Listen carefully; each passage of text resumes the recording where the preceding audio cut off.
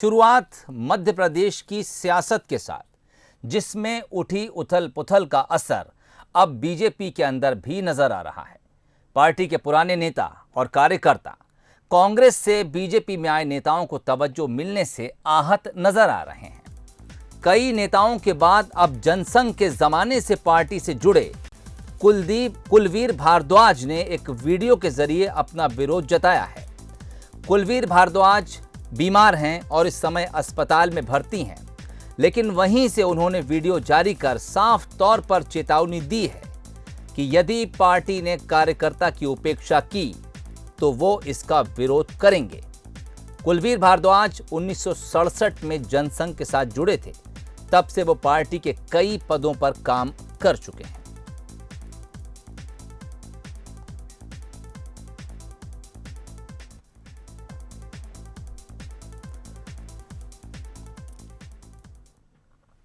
और इस खबर पर ज्यादा बातचीत के लिए इस वक्त हमारे संवाददाता जुगल किशोर शर्मा हमारे साथ सीधे जुड़ गए हैं। जुगल, ये कोई पहला मौका नहीं है जब बीजेपी नेताओं के बीच से विरोध के स्वर उठे हों। इससे पहले हम ग्वालियर और रायसेन में भी इस तरह की खबरें देख चुके हैं।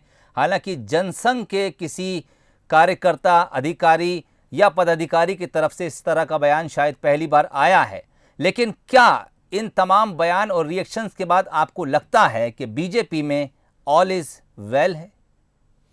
देखिए, स्वाभाविक रूप से जो बयान आया है कुलवीर भारद्वाज जी का, निश्चित रूप से ये दर्द हर कार्यकर्ता का होगा और उस निष्ठावान कार्यकर्ता का होगा जो लगातार बीजेपी से जंग संघ के ज़माने से जुड़ा है या बीजेपी के में उस समय से जुड़ा था जब बीजेपी हम कह सकते हैं कि बीजेपी काफ़ी समय से जुड़ा है और जब बीजेपी सत्ता में नहीं थी तब से लगातार बीजेपी का काम कर रहा होगा, तो उस कार्यकर्ता का दर्द स्वाभाविक रूप से सामने आएगा।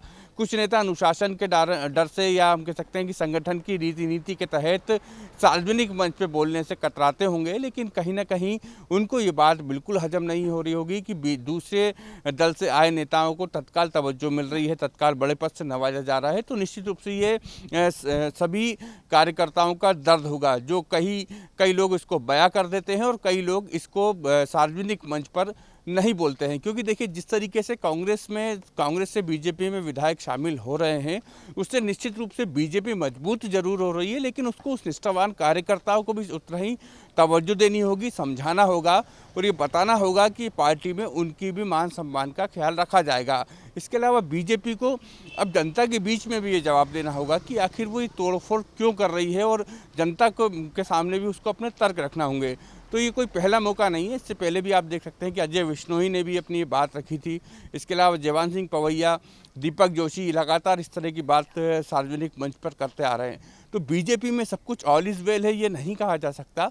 बस ये है कि कोई पर्दे के पीछे रहकर अपना विरोध जता रहा है तो कोई सामने आकर अपनी बात रख रहा है। सोहेल, जुगल, पर्दे के पीछे से विरोध जताना बात समझ में आती है, लेकिन बीजेपी के बारे में जिस तरह की बात कही जाती है, कैडर बेस्ड पार्टी है। यहाँ कहा जाता है कि अगर बयान देगा तो कोई जिम्मेदार इंसान देगा, जिम्मेदार पदाधिकारी देगा, फैसला करेंगे तो आला कमान करेंगे। बीच की जो कड़ियां हैं उनको विरोध जताने का अधिकार जिस तरह कांग्रेस में है कि खुलेआम अपनी बात कह दी जाती है, चाहे मंच कोई भी हो, बीजेपी में इस तरह का चलन नहीं है। लेकिन अब जिस तरह से बयानात सामने आ रहे हैं, आपने देखा होगा इससे पहले ग्वालियर से लगातार पवैया साहब की नाराजगी ट्वीट के जरिए, बयान के जरिए, इससे पहले रायसेन में भी हम देख चुके हैं, मुदित शेजवार का बयान आया था। बीजेपी में असंतोष क्या अब उस लेवल पर आ रहा है कि लोगों ने खुलेआम बयान देना शुरू कर दिया है?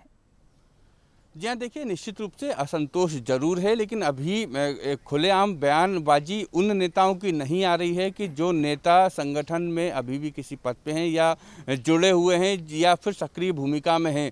उन नेताओं की बयानबाजी सामने नहीं आ रही है। उन्हीं नेताओं की बयानबाजी सामने आ रही है जो किसी न किसी कारण से हाशिए पे चले गए हैं। चाहे अगर हम अजय विश्नोई की बात करें तो अजय विश्नोई मंत्री नहीं बन पाए हैं, विधायक है, कई बार के विधायक है, उनका मंत्री पद में नाम था लेकिन उनको मंत्री पद नहीं मिला है। दीपक जोशी की भी अगर नाराज़गी है तो इस बात से है कि उनको अब विधानसभा में मौका नहीं मिलेगा। जो कांग्रेस से विधायक टूटकर विधायक आए थे, जो पूर्व विधायक है मनोज चौधरी, उनको मौका मिलेगा।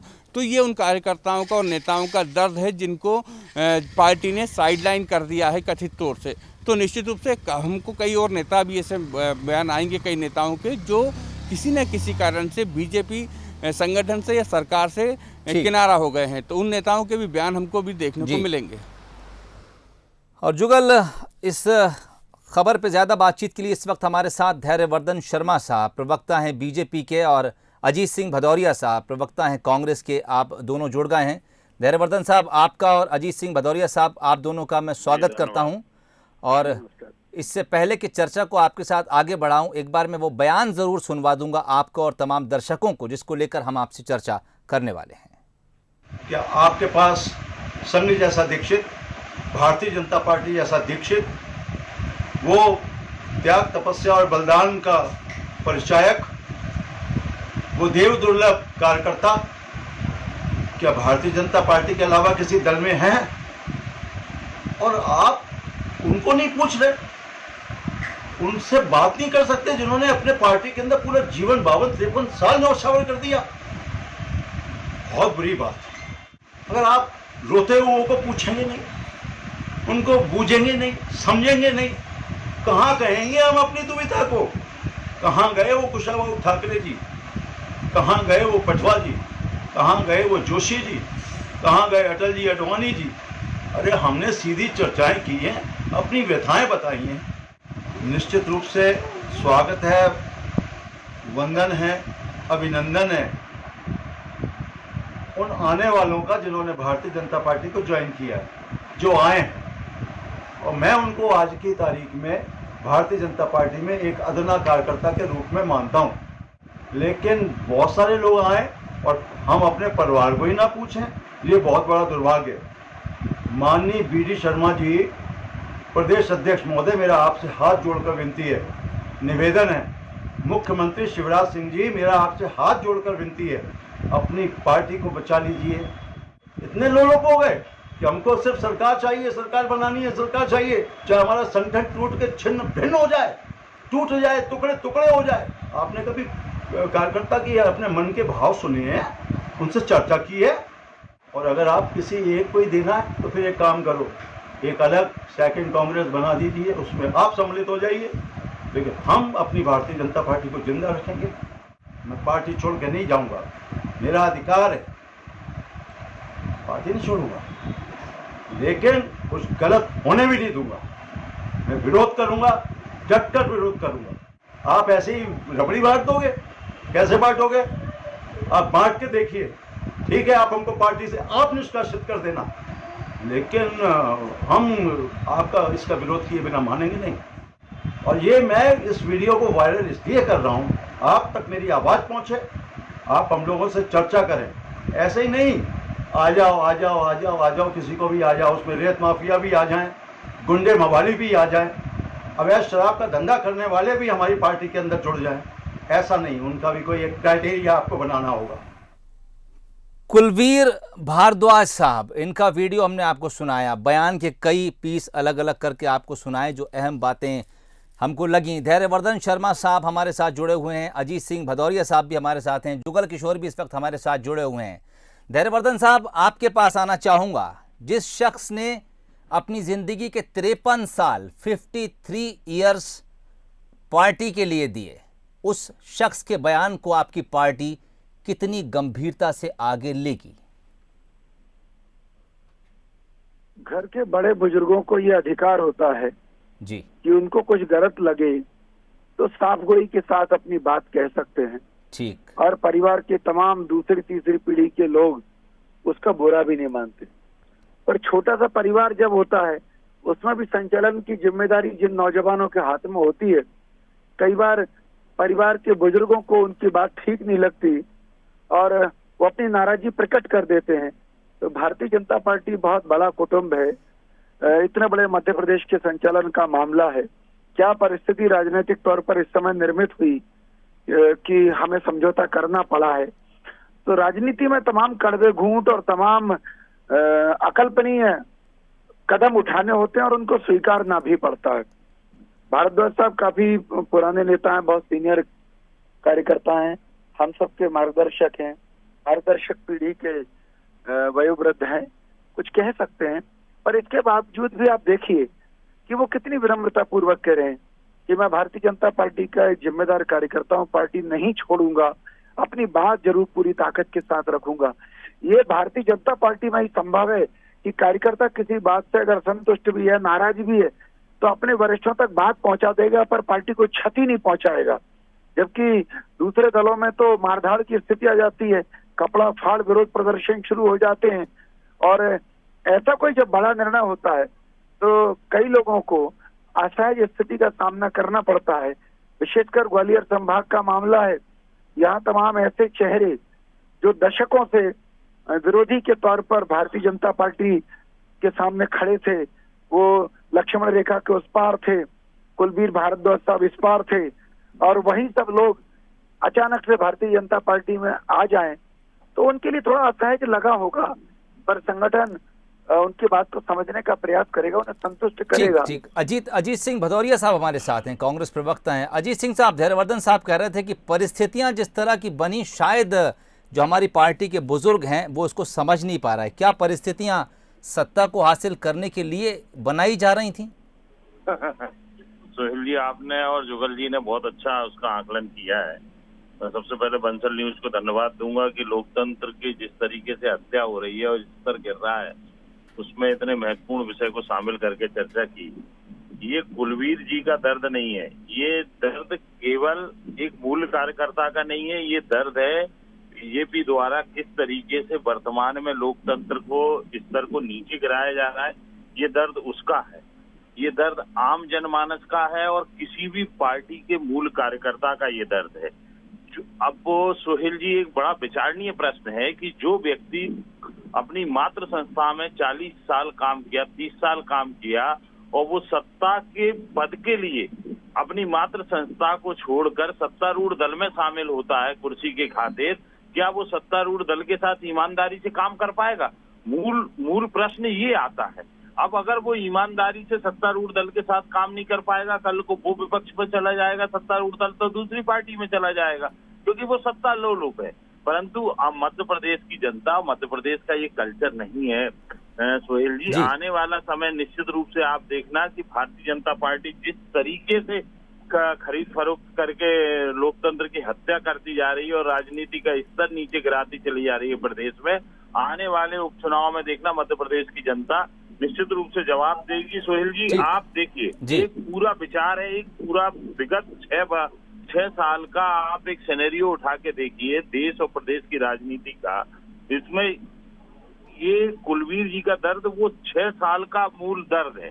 जो जिस तरीके से राजनीति का भारतीय जनता पार्टी ने स्तर गिराया है, ये मूल दर्द है। आप देखिए, भारतीय जनता पार्टी के एक मंत्री अभी भिंड आते हैं, कल के दिन कांग्रेस के एक वरिष्ठ नेता के खिलाफ, देश के जो वरिष्ठ नेता उनके खिलाफ किस तरीके से हल्के शब्दों का प्रयोग करते थे। ये राजनीति हम किस दिशा की ओर ले जा रहे हैं, इस पे विचारणीय है सिंह साहब। ये विचारणीय है कि राजनीति को हम किस दिशा की ओर ले जा रहे हैं। हमारे जो लोग हैं, हमारे जो आने वाली पीढ़ी है, वो हमसे क्या ऐसे हल्के शब्द सीखेगी क्या? वो हमसे ऐसी अविश्वसनीयता सीखेगी क्या? हमसे ऐसी सत्ता लोलुपता सीखेगी क्या? अरे भाई, प्रदेश की जनता ने आपको 15 वर्ष तक शासन दिया, इस प्रदेश की सेवा करने का मौका दिया। अगर कांग्रेस को 5 साल के लिए प्रदेश की जनता ने मैंडेट दिया था, तो निश्चित रूप से आपको एक सच्चे लोकतंत्र के पैरी के रूप में अगर आप अजीत सिंह साहब, सरकार गिरने की वजहें कई और भी हो सकती हैं, मैं इस पर फिर कभी आपसे चर्चा करूंगा। इस वक्त एक खबर और मेरे पास है, मैं चाहूंगा कि पहले वो खबर आपको, दर्शकों को बता दूं, उसके बाद वर्धन साहब आपसे और सिंह साहब आपसे मैं उस पर जरूर चर्चा करूंगा। खबर यह है कि मुंगावली में मिशन उपचुनाव के दौरान बीजेपी के राष्ट्रीय उपाध्यक्ष प्रभात झा पहुंचे। उन्होंने घर घर जाकर वहां कार्यकर्ताओं से मुलाकात की। साथ ही यहां उन्होंने सिंधिया पर लगाए पुराने आरोप के सवाल पर एक जवाब दिया। उनका जवाब यह था कि वो अतीत की आंखों से राजनीति नहीं करते, वो वर्तमान की राजनीति में यकीन रखते हैं। ये बयान आपको सुनवाते हैं, इसके बाद मैं मेहमानों से चर्चा करूंगा। राजनीति में अतीत की आंखों से राजनीति नहीं की जाती है, वर्तमान की आंखों से राजनीति। वो हमारी विचारधारा से जुड़े, हमारी पार्टी में आए, हमारी पार्टी से राज्यसभा में आए हैं। जब हमारे यहाँ कहा जाता है कि कल का विरोधी आज का विरोधी, कल का समर्थन, जब वो समर्थन में आए हैं तो अब विरोध का सवाल नहीं उठता। चलिए, ये वो बयान था। उन्होंने कहा कि हम अतीत की आंखों से राजनीति नहीं करते, वर्तमान की राजनीति में यकीन रखते हैं। धैर्यवर्धन साहब, आपके पास आना चाहूंगा। जो आज अतीत है वो कभी वर्तमान भी रहा होगा। हम अक्सर देखते हैं कि बीजेपी कई मुद्दों को लेकर अतीत की झरोकों से उन खबरों को देखती है, उन घटनाओं को देखती है। जब आरोप मढ़ने की बात आती है तो आप अतीत में चले जाते हैं, 1965 याद करते हैं, नेहरू याद करते हैं, इंदिरा याद करते हैं, राजीव याद करते हैं। लेकिन जब उसी खेमे का कोई शख्स आपके भीतर आता है तो आप अतीत को भुलाने की बात करते हैं। आप कहते हैं कि हम वर्तमान में जीना चाहते हैं।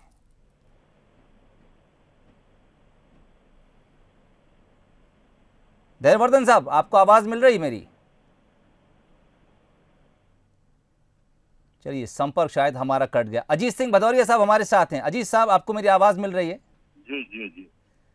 चलिए, इसी पर मैं आपसे चर्चा चाहूंगा। मैं चाहूंगा इसका जवाब आप दें कि जब अतीत की बात आती है तो बीजेपी हमलावर दिखती है, लेकिन जब वही अतीत वर्तमान बन जाता है बीजेपी के भीतर आकर, तो बीजेपी अतीत की आंखों को बंद करना चाहती है। ये हमलावर शब्द ठीक नहीं है सोहेल जी। क्या है कि भारतीय जनता पार्टी मूल प्रश्न से, मूल मुद्दे से अपने आप को विरक्त करती है, अपने आप को अलग हटाने का प्रयास करती है जी। आप अगर देखेंगे किसी भी मूल प्रश्न को प्रशासनिक जो फेल्यूअर रहता है भारतीय जनता पार्टी सरकार का, उस संदर्भ में चर्चा करेंगे तो वो नेहरू जी, इंदिरा जी, राजीव जी, इन सब को लेके आके खड़े हो जाएंगे कि साहब आज कोविड पे जो असफलता है उसमें नेहरू जी का दोष है, उन्होंने क्यों एम्स बनवा दिया, उन्होंने क्यों नहीं इसका वैक्सीन बनाया। ये चीज आ गई यहाँ पे। चलिए, धैर्यवर्धन साहब, अभी आप तात्कालिक प्रभात झा जी को देख लीजिए। इस प्रभात झा जी के वर्जन में साफ तौर पर इनका स्वार्थ दिख रहा है, इनकी लाचारी नजर आ रही है। कल तक ये ज्योतिरादित्य सिंधिया जी को भूमाफिया बताते नहीं सकते थे। इस पूरे अंचल में, पूरी लोकसभा क्षेत्र में इन्होंने कितनी प्रेस कॉन्फ्रेंसें की होंगी, हाथों में कागज लेके लहराते थे कि ज्योतिरादित्य सिंधिया के खिलाफ इतने 100 एकड़, 150 एकड़, 150 बीघा जमीन पे, सास की जमीन पे कब्जा के वो है। क्या आज ज्योतिरादित्य सिंधिया जी उन सब अजीत साहब, इसका जवाब हम बीजेपी की तरफ से ले लेते हैं। धैर्यवर्धन साहब, आप हमारे साथ जुड़ गए, आवाज मिल रही है आपको? जी जी बिल्कुल। धैर्यवर्धन साहब, हम जो बयान सुनवा रहे थे प्रभात झा साहब का, आपने सुना होगा। उनसे जब किसी ने सिंधिया को लेकर सवाल पूछा तो उन्होंने कहा कि हम अतीत की आंखों से राजनीति नहीं करते, वर्तमान की राजनीति में यकीन रखते हैं। लेकिन जब आरोप की बात आती है तो अतीत के जो चक्षु हैं बीजेपी वो खोल लेती है। वो नेहरू को याद करती है, इंदिरा को याद करती है, राजीव को याद करती है। लेकिन जब उसी गुट का कोई शख्स आपके भीतर आके आपकी ताकत को बढ़ा देता है तो आप अतीत की आंखों को बंद कर लेते हैं। आप कहते हैं हम आज सिर्फ वर्तमान देख रहे हैं। हेलो जी, बोलिए। मैं एक राजनीतिक दल का छोटा सा विद्यार्थी हूँ, ककहरा सीख रहा हूँ। पर जो राजनीति के विद्वान हैं वो सब कहते हैं कि राजनीति में न स्थायी मित्रता होती है, न स्थायी शत्रुता होती है। एक विचारधारा के लिए, सिद्धांतों के लिए लोग काम करते हैं। तमाम लोग जो कल तक किसी चीज को गलत मान रहे होते हैं जी, आज सही मान करके वो आपके परिवार में शामिल हो जाते हैं, तो स्वाभाविक तौर पर आपको नजरिया उनके प्रति बदलना होगा। क्योंकि एक परिवार में रह करके शत्रुता और दुश्मनी के भाव के साथ रह नहीं सकते। आपको सोच में परिवर्तन लाना ही होता है। और एक और बात मैं बड़ी विनम्रता से कह दूं कि पुराने बातों पर कब तक आदमी चलेगा। स्वाभाविक तौर पे परिस्थितियां आगे बढ़ रही हैं, देश आगे बढ़ रहा है, और हमने ये जो निर्णय किया है, बहुत विनम्रता पूर्वक कह रहा हूँ। सर, पुरानी बातें तो बीजेपी याद दिलाती है सर, 1965 से लेके और 2003 तक। मैंने सैद्धांतिक बात तो मैं भी कह रहा हूँ ना जी, कि हम सिद्धांतों से समझौता नहीं करते। इंडिविजुअल किसी व्यक्ति के किसी गलत काम से नाराजगी है तो यदि उसकी कोई शिकायत हो गई होगी तो वो अपने स्तर पर काम करेगा। कानून उसको, कई प्रावधान कानून में ऐसे हैं कि यदि एक बार आप कोर्ट चले जाएं, उनके खिलाफ शिकायत कर दें तो समझौता भी नहीं कर सकते, विड्रॉ भी नहीं कर सकते। हालांकि ये सब आज चर्चा का विषय नहीं है। आज विषय केवल इतना सा है कि दूसरे लोग जो कल तक हमारे विरोधी थे, यदि हमारे परिवार में शामिल हो गए तो हमको मन बड़ा करना पड़ता है, क्योंकि अटल जी ने सीख दी थी, छोटे मन से कोई बड़ा नहीं होता। चलिए ठीक, दरवाजे बीजेपी के खुले हुए हैं, आप अपना मन बदलिए और हमारे साथ आ जाइए। बहुत बहुत शुक्रिया धैर्यवर्धन साहब आपका। अजीत साहब, आपका भी बहुत बहुत शुक्रिया हमसे जुड़ने के लिए। जुगल किशोर भी हमारे साथ जुड़े थे। जुगल, आपका बहुत बहुत शुक्रिया। खबरें हमने आपको दिखाई, प्रभात झा का बयान जिसमें उन्होंने कहा कि हम अतीत की राजनीति नहीं करते, हम वर्तमान की राजनीति करते हैं। इसके अलावा हमने एक और खबर अपने दर्शकों को दिखाई थी, कुलवीर भारद्वाज 1967 में जनसंघ से जुड़े, तब से वो पार्टी के लिए काम करते आ रहे थे। उनकी नाराजगी भी सामने आई। उन्होंने कहा कि जो लोग अब कांग्रेस छोड़कर बीजेपी में आते जा रहे हैं, उनको ऊंचे पदों पर दिए जाना अच्छी बात नहीं है। आप उनको लाइए, अदना कार्यकर्ता मैं उनको मानता हूं, ये एग्जैक्ट उनके वर्ड्स थे।